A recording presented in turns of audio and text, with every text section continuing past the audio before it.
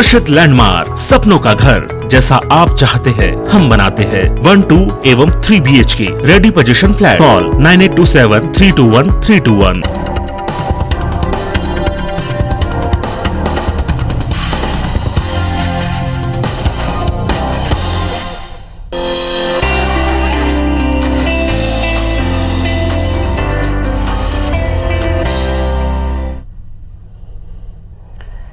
नमस्कार, सेहत से जुड़े हमारे खास कार्यक्रम हेल्थ गुरु में स्वागत है आप सभी का। मैं हूं आपके साथ ज्योति सिंह। आज हम अपने कार्यक्रम में बात करेंगे आयुर्वेदिक चिकित्सा पद्धति के बारे में और जानेंगे कि आयुर्वेदिक चिकित्सा के क्या फायदे हैं और इसमें किस तरह से रोगों पर इलाज किया जाता है। साथ ही आयुर्वेद किस तरह से शरीर और मन दोनों को स्वस्थ रखने में मदद करता है। इस बारे में चर्चा करने के लिए हमारे साथ आज के एक्सपर्ट जुड़ी होंगी BMS MD doctor Swati Vikesh Jain, जो कि आयुर्वेद विशेषज्ञ हैं और नाड़ी वैद्य भी हैं। आपको बता दें कि डॉक्टर स्वाति हर महीने की 12 और 13 तारीख को रायपुर में उपलब्ध रहती हैं। तो आप किसी भी तरह के सुझाव या जानकारी के लिए उनके बताए हुए नंबर पर संपर्क कर सकते हैं। तो चलिए शुरू करते हैं अपना आज का कार्यक्रम हेल्थ गुरु।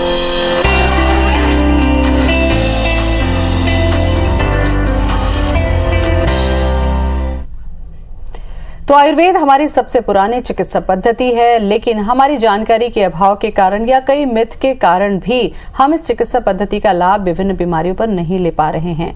तो इस पर चर्चा हम करेंगे। हमारे साथ जुड़ चुकी हैं हमारे आज के खास मेहमान डॉक्टर स्वाति विकेश हैं। डॉक्टर स्वाति, बहुत बहुत स्वागत है आपका। नमस्कार डॉक्टर स्वाति, अगर हम इस चिकित्सा पद्धति के बारे में, जैसा कि मैंने भी जिक्र किया कि सबसे पुरानी ये चिकित्सा पद्धति है जो हमारे साधु संतों या आयुर्वेदाचार्यों के माध्यम से समाज में हमेशा से रही है।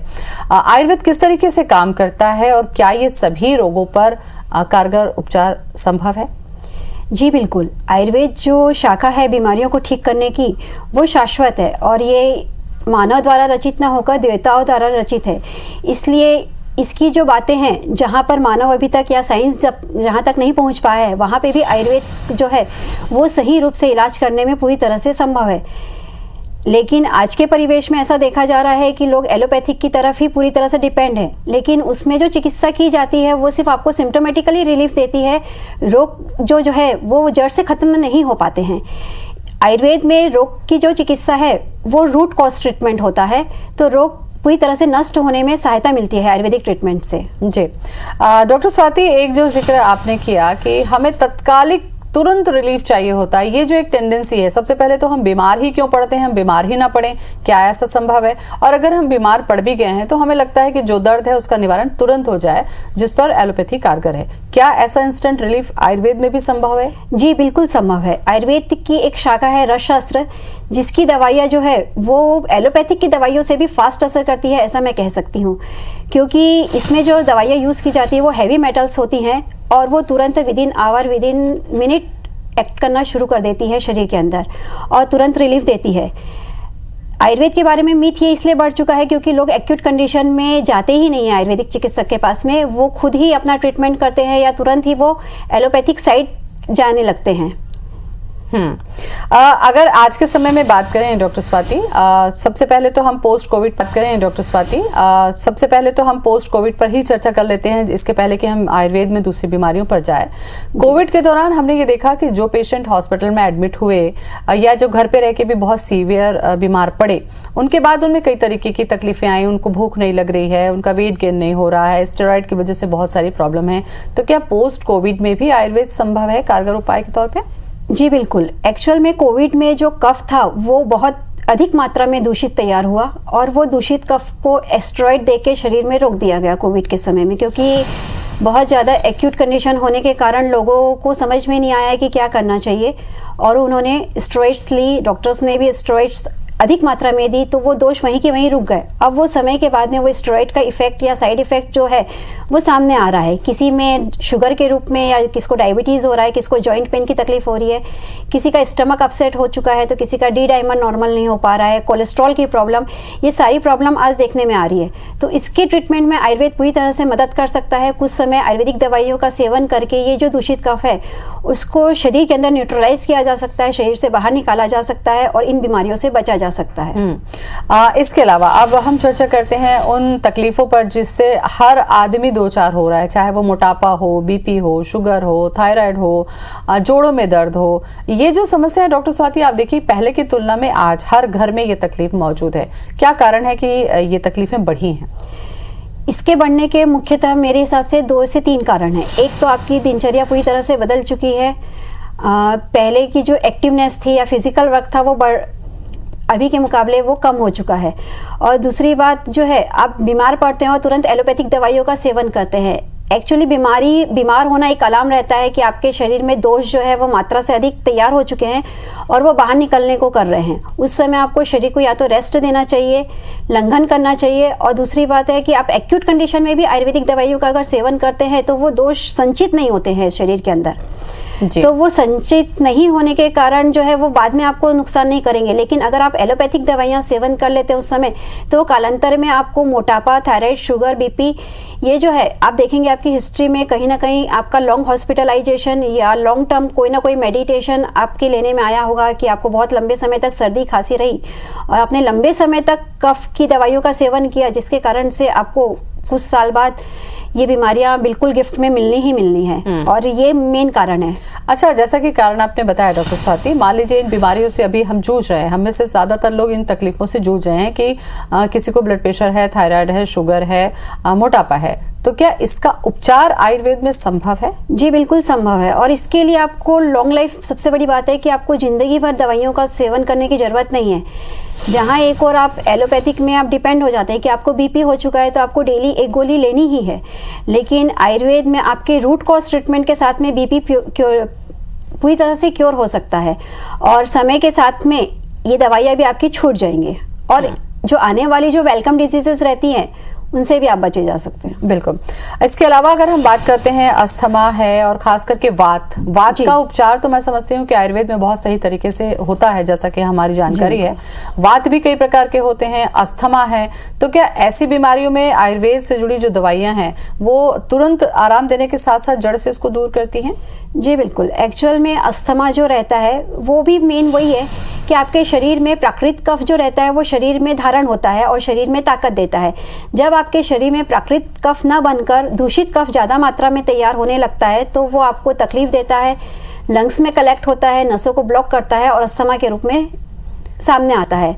और डे बाय डे आपका जो है पंप की हैबिट, नेबुलाइजर की हैबिट वो समय के साथ में बढ़ते जाती है। आयुर्वेदिक दवाइयों से आपकी वो प्रक्रिया रिवर्स की जा सकती है कि आपके शरीर में जो दूषित कफ जो है वो बनना कम होए और साथ में साथ प्राकृतिक कफ की मात्रा बढ़े, आपकी स्टेमिना बढ़े, आपकी इम्यूनिटी पावर बढ़े और आप धीरे धीरे वो दवाइयों का पहले शुरुआत में आपकी डोज कम होगी और उसके बाद में आप पूरी तरह से उससे बाहर आ सकते हैं। इसके अलावा एक जो शब्द आपने कहा था डॉक्टर स्वाति, जो मुझे लगता है जानना चाहिए, लांघन एक शब्द का इस्तेमाल किया। जिस दौरान हम कोरोना से जूझ रहे थे हमने बहुत सारी चीजें पढ़ी, उसमें एक चीज ये सामने आई कि अगर बहुत लंबे समय तक लांघन, यानी कि अगर आप भूखे रहते हैं तो ये एक उपचार का तरीका है। क्या ये संभव है? इसको लेकर लोग यकीन नहीं करते। नहीं, लांघन एक्चुअल में आयुर्वेद में अर्ध चिकित्सा भी बोल सकते हैं उसको, कफ के रोगों में स्पेशली। जब ये कोरोना था तब कोरोना मेनली कफ डिजीज बोल दिया तो उसको सही रहेगा कि ये पूरा कफ से रिलेटेड था, इसमें कफ के सिम्टम्स थे। वही कफ आगे जाके स्टमक में कलेक्ट हुआ, वही कफ आगे जाके आपके ब्लड सर्कुलेशन में आके हार्ट ब्लॉकेज कर रहा था जिसके कारण से डेथ हुई। लेकिन ये जो एक्शन था कोविड के समय में, ये एक्शन मोर देन नेचुरल जो कफ रहते हैं उससे कई गुना ज़्यादा फास्ट था, 10 टाइम्स मोर फास्ट। तो उस समय अगर आप लंघन करते हैं मतलब आप उसको मटेरियली प्रोवाइड नहीं करेंगे कफ बनने के लिए, कफ तैयार होने के लिए, क्योंकि जो आप आहार तैयार खाएंगे या आहार लेंगे उसी से कफ तैयार होता है। अगर आप लंघन रहते हैं तो वो कफ तैयार होने के लिए उसको मीडियम नहीं मिलता, तो वो लंघन डेफिनेटली हेल्प करता है कफ के रोगों में। कितने देर का आपको ये जो लंघन है वो करना चाहिए? अगर सामान्य सर्दी जुकाम भी हो रहा है तो क्या ये उसमें भी कारगर है? क्योंकि अभी देखिए मौसम बदल रहा है, हमें से अधिकांश लोगों को वापस सर्दी और खांसी जैसी तकलीफें हो रही हैं। लंघन का मतलब होता है कम खाना या ना खाना। तो आप कुछ समय के लिए तो बिना खाए रह सकते हैं लेकिन ज़्यादा समय तक आप बिना खाए नहीं रह सकते। तो मैं ऐसा कहूँगी कि आप जो कफवर्धक आहार है, जैसे कि जो ठंडी चीज़ें हैं, फ्रिज की चीज़ें हैं, आइसक्रीम है, कोल्ड ड्रिंक्स है, या फिर जो ठंडे फ्रूट्स है जैसे सीताफल, जाम, दही या ठंडे चावल, ये सब चीज़ों का सेवन आप रोक के कफ को बहुत कुछ कंट्रोल में ला सकते हैं। दूसरा, कफ की एक बहुत अच्छी चिकित्सा है आपके घर में जो इजीली अवेलेबल हो जाती है, वो है हल्दी का उपयोग करें आप अपने फूड में। दूसरी चीज़ है जिंजर का उपयोग करें, अदरक का। तीसरी जो चीज़ है, आप टी जो है, जो कॉमन कोल्ड और कफ में, वो भी बहुत हेल्प करती है कि आप मॉर्निंग में एक बार पतली चाय भी पी ले सकते हैं, वो भी हेल्प करती है अगर बेसिक कोल्ड कफ है तो। इसके अलावा हम बात करते हैं आजकल जो सबसे ज़्यादा समस्या जिसको हो रही है वो है महिलाएं। यंग एज की लड़कियों को देखिए जिनके पीरियड्स स्टार्ट नहीं हुए हैं, उनमें भी सिस्ट या पीसीओडी जैसी प्रॉब्लम्स है, या फिर मेनोपॉज तक जाइए तो आपको ऐसी बहुत सारी समस्याएं महिलाओं को देखने को मिल रही हैं। तो क्या इसके लिए अगर लक्षण आ गए हैं डॉक्टर स्वाति, तो इसमें हम आयुर्वेद चिकित्सा लेते हैं तो ये धीरे धीरे ठीक होता है? जी बिल्कुल होता है। सबसे पहले जो अभी तेजी से बढ़ रहा है वो है पीसीओडी। एक तो पीसीओडी में क्या होता है कि आपके जो ओवम है एक साइज में आके मैच्योर होते हैं, उसकी एक डेफिनेटली सिर्फ एक ही ओवम मैच्योर होता है। पीसीओडी में एक से अधिक ओवम एक साथ मैच्योर होते हैं और वो अपनी जो प्रॉपर साइज है उसको गेन नहीं कर पाते हैं। उसके साथ ही साथ कुछ सिम्टम्स आते हैं कि इरेगुलर मेंसेस होते हैं, चिन पे हेयर आने चालू हो जाते हैं, वेट गेन होता है, और जो नेचर है उसमें भी चिड़चिड़ापन या फिर प्रॉब्लम्स देखने में आती है। तो उसमें डेफिनेटली आयुर्वेद हेल्प करता है। जो हार्मोनल चेंजेस हैं, जो ओवम जो है वो प्रॉपरली मैच्योर होना चाहिए। जो ये शरीर के अंदर एक्सेसिव हीट कभी जब डिपॉजिट हो जाती है, या फिर आपकी जो लाइफस्टाइल है उसमें फास्ट फूड या फिर जो है सिटिंग जॉब ज़्यादा है, उनमें भी ये प्रॉब्लम देखी जाती है। आयुर्वेद चिकित्सा की अगर हम बात करते हैं डॉक्टर स्वाति, तो ये किन किन तरीकों से ये चिकित्सा की जाती है? क्या इसमें टैबलेट भी होती है, आंसू भी होते हैं, या एंटीबायोटिक का जो सुनते हैं हम कि एंटीबायोटिक लेते ही हमें आराम हो जाएगा, तो क्या ऐसी एंटीबायोटिक आयुर्वेद में भी उपलब्ध है? जी बिल्कुल, आयुर्वेद में भी broad spectrum antibiotics, antiviral drugs बिल्कुल अवेलेबल है, और साथ ही साथ ऐसी दवाइयाँ भी अवेलेबल है कि आपको जो तुरंत से तुरंत आराम दे सकती हैं। सिर्फ आपको ज़रूरत है कि पूरी तरह से फेथ रखना ज़रूरी है आयुर्वेद पे, क्योंकि आयुर्वेद शास्त्र जो है एशिएंट होने के साथ साथ में बहुत ही कारगर वैज्ञानिक तरीके से काम करता है। बिल्कुल। एक टॉपिक मैं और बोलना चाहूँगी कि जो इरेगुलर मेंसेस है, जो आजकल की किसी को हैवी ब्लीडिंग्स होती है, या किसी को प्रॉपर ब्लीडिंग नहीं होती है, या फिर किसी को पीरियड्स के समय में बहुत ज़्यादा पेन्स होते हैं, उसके लिए वो तुरंत पेन किलर खाते हैं, या हैवी ब्लीडिंग के समय ब्लड स्टॉप करने के लिए तुरंत दवाइयाँ ले लेते हैं एलोपैथिक की। उसका दुष्परिणाम ये होता है कि जो आप मेडिसिन लेते हैं पेन किलर के रूप में, वो आपके गर्भाशय को वीक करती हैं, और जो ब्लीडिंग स्टॉप करने की जो दवाइयाँ लेते हैं उसके कारण से आपके फाइब्रॉइड्स होने की संभावना बढ़ जाती है, जो आगे चल के कैंसर में भी परिवर्तित हो सकती है। तो मेरा ऐसा मानना है कि आप इन सब चीज़ों के लिए जहाँ तक हो सके तो ये ट्रीटमेंट, एलोपैथिक ट्रीटमेंट या तुरंत वाला ट्रीटमेंट ना करें, किसी न किसी आयुर्वेदिक दवाइयाँ लेके इनको रोका जा सकता है। बिल्कुल। एक बीमारी का जिक्र आपने किया डॉक्टर स्वाति, वो है कैंसर। कैंसर की भी बीमारी बहुत ज़्यादा देखने को मिल रही है, तो क्या कैंसर पे आयुर्वेद कारगर काम करता है? इस पर मैं आपसे चर्चा करूँ। डॉक्टर स्वाति, जिन लोगों को आयुर्वेद पर भरोसा है, या वो जो आयुर्वेद को समझते हैं, उन्हें मालूम है कि बीमारियां किस कारण से होती है और उसको कैसे ठीक किया जाता है, लेकिन जो नहीं जानते हैं उन्हें लगता है कि केवल एक सिरप दे दिया गया, एक आसप दे दिया गया और उसे ही पीना है। तो आयुर्वेद जो है वो कितने तरीके से इलाज करता है अपनी पद्धति के जरिए? आयुर्वेद एक प्रकार से बहुत ही विस्तृत शास्त्र है, जो आपके किचन से भी शुरू होता है, तो बहुत एडवांस ट्रीटमेंट भी उसमें है। सबसे पहले शुरुआत करूंगी मैं कि जो बीमारियां एक्यूट कंडीशन में होती है उसमें हर्बल मेडिसिन काम करती है, कुछ एकदम सीवियर कंडीशन में होती है और एक्यूट भी रहती है, उसमें रस औषधियाँ हेल्प करती है। फिर इसमें एक आती है शोधन चिकित्सा और शमन चिकित्सा। शोधन मतलब जब शरीर में आपके दोष मात्रा से अधिक कलेक्ट हो जाते हैं तो उसमें शोधन चिकित्सा की जाती है, जिसमें पंचकर्म डेफिनेटली बहुत हेल्प करता है। इसमें वमन, विरेचन, वस्ती, नस्य और रक्त मोक्षण आता है। ये 5 शाखाएं हैं। उसके अलावा इसमें जो है, जो सर्जिकल पोर्शन है, उसमें भी आयुर्वेद का एक शास्त्र है, लेकिन समय के साथ में इसमें ज़्यादा वर्क नहीं होने के कारण वो उतना ज़्यादा ग्रो नहीं कर पाया है। फिर भी कुछ जो बीमारियां हैं उसमें जो है, जहाँ पे एलोपैथिक नॉट क्यूरेबल है, वहाँ पे आयुर्वेदिक की छाछसूत्र चिकित्सा, लीस थेरेपी बहुत अच्छा काम करती है। इसके अलावा जो है शमन चिकित्सा में भी रसशास्त्र की जो हैवी मेटल्स है, स्वर्ण भस्म के योग को यूज़ करके आप क्रिटिकल से क्रिटिकल पेशेंट को भी आसानी से ट्रीट कर सकते हैं।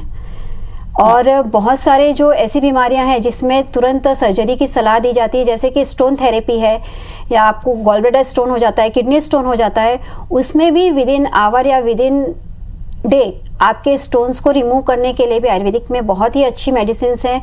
और कुछ समय तक वो दवाइयाँ लेके आपके शरीर में जो स्टोन बनने की प्रक्रिया है उसको भी आप रोक सकते हैं, क्योंकि आप एक बार सर्जरी करके तो अपने स्टोन को रिमूव कर सकते हैं, लेकिन बार बार जो तैयार होते हैं स्टोन, उसको रोकने के लिए आपको वो ट्रीटमेंट जरूरी है। ये तो हो गई शरीर की चिकित्सा डॉक्टर स्वाति, जो आयुर्वेद ठीक करता है, लेकिन कई बीमारी जैसे मानसिक भी है, जैसे कि आप माइग्रेन को ही ले लीजिए। माइग्रेन भी कहीं ना कहीं स्ट्रेस की वजह से पेन में कन्वर्ट होता है। दूसरा डिप्रेशन है, जो खास करके कोरोना में हमने देखा कि बहुत ज्यादा लोग पैनिक हुए, डरे हुए रहे, डिप्रेशन में भी आ गए। ऐसे में आयुर्वेद किस तरीके से इसमें काम करता है, क्योंकि आयुर्वेद के साथ साथ जब जिक्र करते हैं डॉक्टर स्वाति, तो नाड़ी को नहीं छोड़ा जा सकता। नाड़ी से ही वात कफ पित्त को देखने के बाद शायद आप चाहते हैं, तो मुझे लगता है इस बारे में थोड़ी सी जानकारी दें, कैसे माइग्रेन और डिप्रेशन को ट्रीट किया जाता है।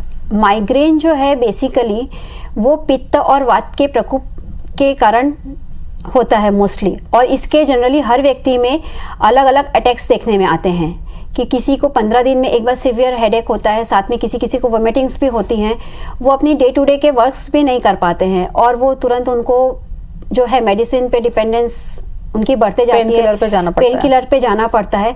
तो मेरा ऐसा मानना है कि आयुर्वेद में भी है ऐसी पेन किलर्स या ऐसी दवाइयाँ जो ब्रेन को पूरी तरह से पोषण देती है, जो शरीर में आपके जो वात और पित्त का प्रकोप होकर जो सिर की तरफ जो चले जाता है वो उसको रोकने में सहायता करती है, और जो आपकी डिपेंडेंसी जो होती जाती है एलोपैथिक दवाइयों की तरफ, जिसकी वजह से आपकी नसों में जो है एक प्रकार से इन्फेक्शन जो है वो समय के साथ में आने लगता है। मतलब वहाँ पे ब्लड सर्कुलेशन कभी ना कभी बाधित हो सकता है, जिसके कारण से आपको आगे जाके जो है गंभीर बीमारियां जैसी है पैरालिसिस वगैरह वो होने की भी संभावना रहती है। तो उससे बचना जरूरी है। इसमें आपको जो है आयुर्वेदिक मेडिसिन भी हेल्प करती है। पंचकर्म की तरफ जाएंगे तो शिरोधारा भी काफ़ी मदद करता है, और आपका जो फूड है वो भी इसमें काफ़ी कुछ हेल्प करता है, कि जो एग्रीवेटिव जो फूड रहते हैं जो आपके माइग्रेन को एग्रीवेट करते हैं, वो भी खान पान से आपको थोड़ा समय तक जो आप बचेंगे तो वो उसमें आपको काफ़ी मदद करेंगे। दूसरी मानसिक बीमारी आ रही है आजकल, डिप्रेशन बहुत बढ़ रहे हैं लोग। बहुत जल्दी डिफ़िकल्ट सिचुएशन में जब थोड़ी भी डिफ़िकल्ट सिचुएशन आई तो उससे बहुत जल्दी घबरा जाते हैं, जल्दी डिप्रेस हो जाते हैं। तो ये भी वही कारण है कि आप जब भी आपके शरीर में दोष तैयार होते हैं आप उनको दवाइयाँ लेके रोक देते हैं। वो दोष जो शरीर में रह जाते हैं, जैसे अपना जो अन्न रहेगा वैसे ही अपना मन रहेगा, वैसे ही अगर अपने शरीर के अंदर दोष रहेंगे तो आपका मन भी दूषित रहेगा। तो उसी कारण से डिप्रेशन भी अभी अब बढ़ रहा है। तो अगर आप दोष को बाहर निकालते हैं तो वैसे ही आपकी मानसिक बीमारियां जो है वो आपको अपने आप धीरे धीरे जाने लगती है। और इसके लिए जो है आप जो है डिप्रेशन की जो दवाइयां हैं वो कहीं ना कहीं आपके डिसीजन टेकिंग क्षमता को भी बहुत ज़्यादा इफेक्ट करती है। आप स्ट्रिक्ट डिसीजन या बड़े डिसीजन लेने से घबराने लगते हैं। बिल्कुल। तो वो आपको एक प्रकार से डिपेंड करती हैं। आयुर्वेदिक दवाइयाँ जो है आपको सपोर्ट करती है, आपको वो एक, आप अगर वीक हो गए हैं तो वो आपको सपोर्ट करेगी, आपको बाहर से आपको एक सपोर्ट देगी कि आप अगर वीक हैं तो हम उससे आपको बाहर निकाल सकते हैं। डॉक्टर स्वाति, इसके बाद हम चर्चा करें बच्चों पर, कि पहली बात तो ये है कि बच्चे बीमार ही ना पड़े, लेकिन बच्चे बीमार पड़ जाते हैं तो ये समझा जाता है कि बहुत ज़्यादा एंटीबायोटिक, बहुत ज़्यादा पेन किलर बचपन से ही नहीं देनी चाहिए। ऐसे में आयुर्वेद विशेषज्ञ या नाड़ी वैद्य किस तरीके से काम कर सकते हैं कि बच्चों को हम बीमार ही ना पड़ने दें? बच्चे क्यों, बड़े ही कोशिश करें कि वो बीमार ना पड़ें। इसके लिए हमें किस तरीके की लाइफ स्टाइल रखनी चाहिए? बच्चे बीमार ना पड़े उसके लिए सबसे पहले तो ज़रूरी है कि जैसे आप एक वैक्सीनेशन को देखते हैं वैसे ही आयुर्वेद में है एक स्वर्णप्राशन। वैक्सीनेशन जहां आपको किसी एक पर्टिकुलर डिजीज़ के प्रति आपको प्रोटेक्ट करता है, वहीं स्वर्णप्राशन जो है आपको ब्रॉड मतलब सारी बीमारियों से प्रोटेक्ट करता है एक साथ। इसको लेने का तरीका ये रहता है कि आपको इसको महीने में एक बार ले सकते हैं, और जब महीने में एक बार लेना है तो पुष्य नक्षत्र के दिन सोने का उपयोग बताया गया है। वैसे भी हमें सोना खरीदना रहता है तो पुष्य नक्षत्र फर्स्ट चॉइस रहता है। तो वैसे ही हमारे शरीर के लिए या बच्चों के शरीर के लिए हमें उनको स्वर्ण भस्म देनी है तो पुष्य नक्षत्र एक अच्छा दिन माना गया है। कौमारभृत्य जो है बच्चों की एक शाखा है जिसमें आयुर्वेद में विस्तार से बच्चों की हेल्थ के बारे में बताया गया है। उसमें स्वर्ण भस्म है जो है एक निश्चित मात्रा में, और उसके साथ साथ कई और जो है 17 हैवी मेटल्स जो हैं उसके साथ में मिक्स करके दी जाती है। उसकी एक डोज जो बच्चों को अगर महीने में एक बार दी जाती है तो उनके बीमार होने की फ्रिक्वेंसी भी कम हो जाती है, मेंटली भी वो बहुत ज़्यादा स्ट्रांग रहते हैं और एक्टिव रहते हैं, उनकी ग्रोथ माइलस्टोन सारे प्रॉपरली होते हैं। जी।